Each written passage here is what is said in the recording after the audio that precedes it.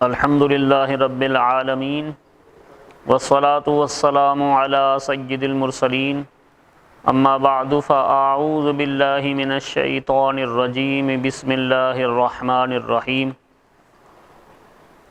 اللہم صل علی سیدنا مولانا محمد وعلی آل سیدنا ومولانا محمد وبارک وسلم۔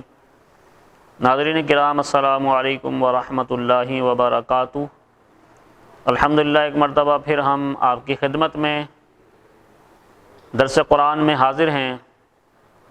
آج انشاءاللہ ہم سورہ بقرہ کی آیت نمبر 53 اور 54 کا درس سنیں گے۔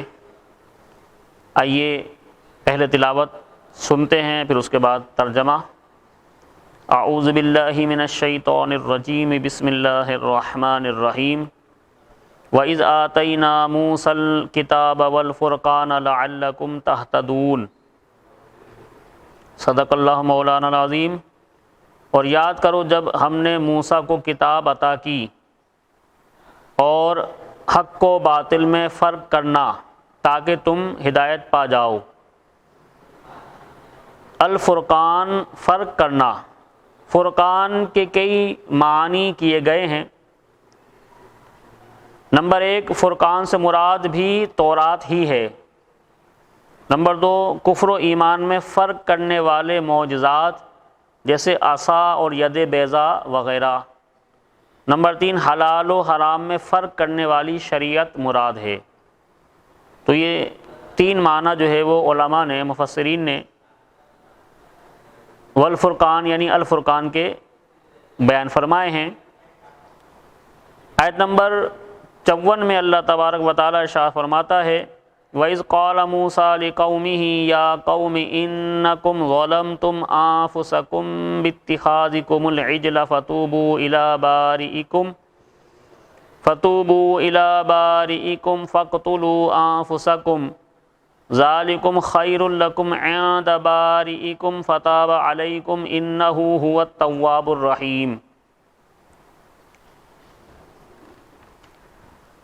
اور یاد کرو جب موسیٰ نے اپنی قوم سے کہا، اے میری قوم، تم نے بچھڑے کو معبود بنا کر اپنی جانوں پر ظلم کیا۔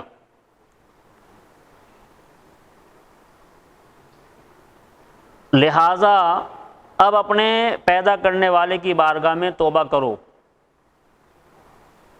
یوں کہ تم اپنے لوگوں کو قتل کرو، یہ تمہارے پیدا کرنے والے کے نزدیک تمہارے لیے بہتر ہے، تو اس نے تمہاری توبہ قبول کی، بے شک وہی بہت توبہ قبول کرنے والا مہربان ہے۔ فَاقْتُلُوا أَنفُسَكُمْ، کہ تم اپنے لوگوں کو قتل کرو۔ بنی اسرائیل کو بچڑا پوجنے کے گناہ سے یوں معافی ملی کہ حضرت موسیٰ علیہ السلام نے قوم سے فرمایا، تمہاری توبہ کی صورت یہ ہے کہ جنہوں نے بچڑے کی پوجا نہیں کی وہ پوجا کرنے والوں کو قتل کریں، اور مجرم راضی خوشی سکون کے ساتھ قتل ہو جائیں۔ وہ لوگ اس پر راضی ہو گئے اور صبح سے شام تک 70,000 قتل ہو گئے۔ تب حضرت موسیٰ علیہ السلام اور حضرت ہارون علیہ السلام نے گڑ گڑاتے ہوئے بارگاہ الہی میں ان کی معافی کی التجا کی۔ اس پر وحی آئی کہ جو قتل ہو چکے وہ شہید ہوئے اور باقی بخش دیے گئے، قاتل و مقتول سب جنتی ہیں۔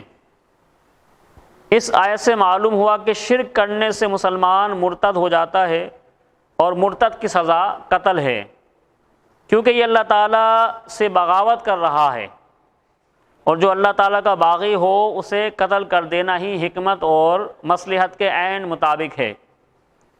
دنیا کے تقریباً تمام ممالک میں یہ قانون نافذ ہے کہ جو اس ملک کے بادشاہ سے بغاوت کرے اسے قتل کر دیا جائے۔ اس قانون کو انسانیت کے تمام علمبردار تسلیم کرتے ہیں اور اس کے خلاف کسی طرح کی کوئی آواز بلند نہیں کرتے۔